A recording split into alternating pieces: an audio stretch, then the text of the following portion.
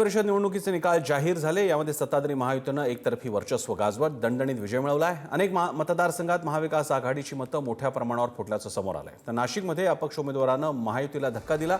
नागपूरमध्ये भाजपचे डॉक्टर राजीव पोद्दार यांनी काँग्रेस उमेदवार अतुल लोंढे यांचा पराभव केला। धाराशिव, बीड, लातूर या मतदारसंघात भाजपच्या बसवराज पाटील यांनी काँग्रेसच्या महेश देशमुख यांना पराभूत केलं।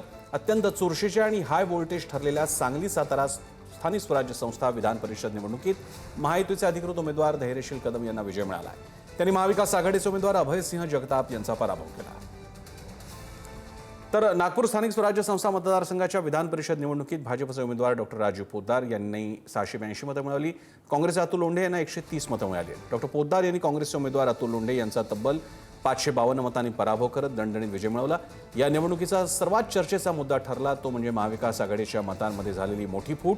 काँग्रेस आणि मित्रपक्षांकडे सुमारे 200हून अधिक हक्काची मतं असताना अतुल लोंढे यांना केवळ 130 मतं मिळाल्यानं आघाडीतल्या मतदारांनी साथ सोडल्याचं स्पष्ट झालंय।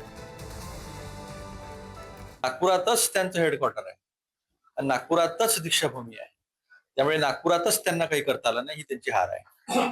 कुणाला 5 लाख, कुणाला 10 लाख, बिचारे भाजपचे नगरसेवक इतके वर्ष काम करून त्यांना काहीच नाही भेटलं। निदान त्यांचं एवढं म्हणणं आहे की अतुल भाऊ उभं राहिल्यामुळे आम्हाला फिरायला तरी भेटलं, आम्हाला तुका चटणी विचारत नव्हते। थोडस आम्हाला विचारलं माणसांमंत्री 4-5 दिवस, 10 दिवस, 12 दिवस मिळाला। काही सगळे नेते माझ्यासोबत होते, माझ्या पक्षाचे। मला कोणाची काही तक्रार नाही आहे, तुम्ही आमच्यामध्ये भांडण लावण्याचा प्रयत्न करू नका, आम्ही सगळे ओके आहोत। अमरावतीत भाजपचे उमेदवार प्रवीण पोटे विजयी झाले। भाजप उमेदवार प्रवीण पोटेंना 390 मतं मिळाली। प्रवीण पोटे यांनी विजयाची हॅट्रिक केली। काँग्रेस उमेदवार हर्षजित देशमुखांना एकही मत मिळालं नाही। 120 नगरसेवक असूनही काँग्रेसचं खातंही उघडलं नाही। प्रवीण पोटे यांच्या कार्यालयाबाहेर कार्यकर्त्यांनी जल्लोष केला। फटाक्याची आतषबाजी करत ढोल ताशावर नाचत हा आनंद त्यांनी साजरा केला।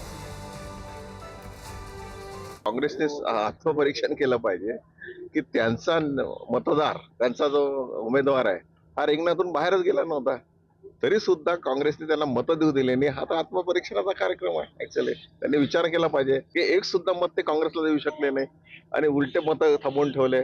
महामानव बाबासाहेब आंबेडकरांच्या संविधानाचा त्यांनी हे केला, अपमान केला। सातत्याने 2012 पासून सगळ्या नगरसेवकांच्या कॉन्टॅक्ट मध्ये आहे, सगळ्यांचे रिलेशन्स आहे, फॅमिली मेंबर्स म्हणून मला ट्रीट करतात, मी त्यांना ट्रीट करतो, त्यामुळे हा माझा विजय आहे।